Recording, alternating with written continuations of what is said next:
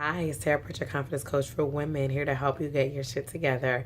I am the founder and CEO of Unleash Your Fierce LLC. You can find me everywhere on Facebook, Instagram, Twitter. Did I say Facebook?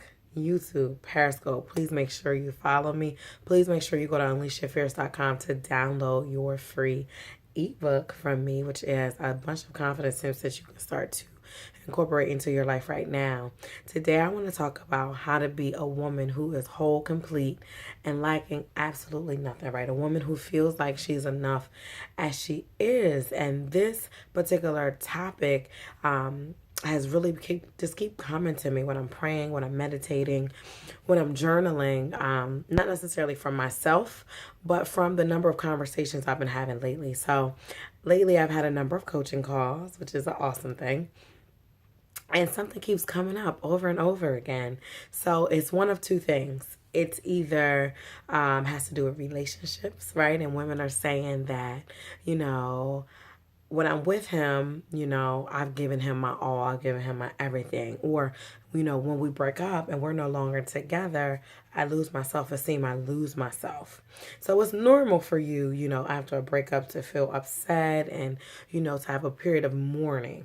But the fact that so many of us, when you break up with someone, you lose yourself, right? But here's the thing. Why are you losing yourself, right? If you are whole, you complete, you lacking nothing, when you come to a relationship and you're not looking to the man to complete you, but to compliment you, even if he does leave the picture, you're still a whole woman. You're still a complete woman.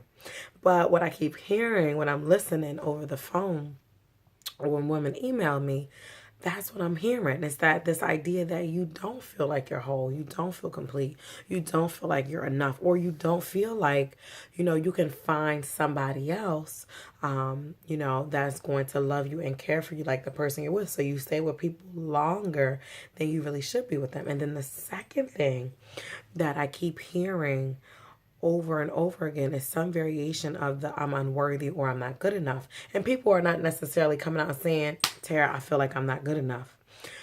When I say, share with me who you are, where you're from, what's going on, it pops up in their stories, right? Because we all tell ourselves stories, but the literal stories that we're living in our lives. When I hear people saying, I've been with somebody, but I know he's cheated 5 times. Right, but yet and still, I'm still with him. Or I've been with somebody and he's gotten married, but I've gone back to him. Or I've been with somebody and he's really deeply hurt me and impacted me, and this is what has happened. But I still love him and I'm still going back to him. Right? So when I hear stuff like that, that's where I start to hear, okay, there's some unworthiness popping off here. There's somebody here who doesn't feel whole, who doesn't feel complete.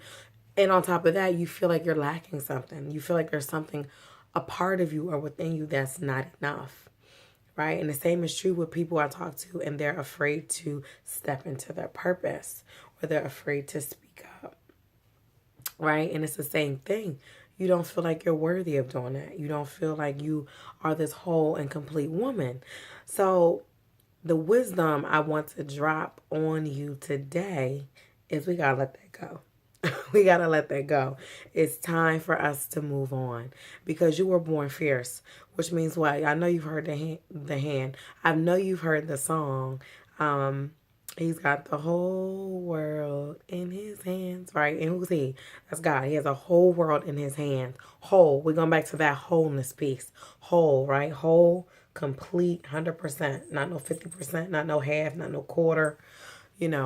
He got the whole world in his hands, which means you're where? In his hands.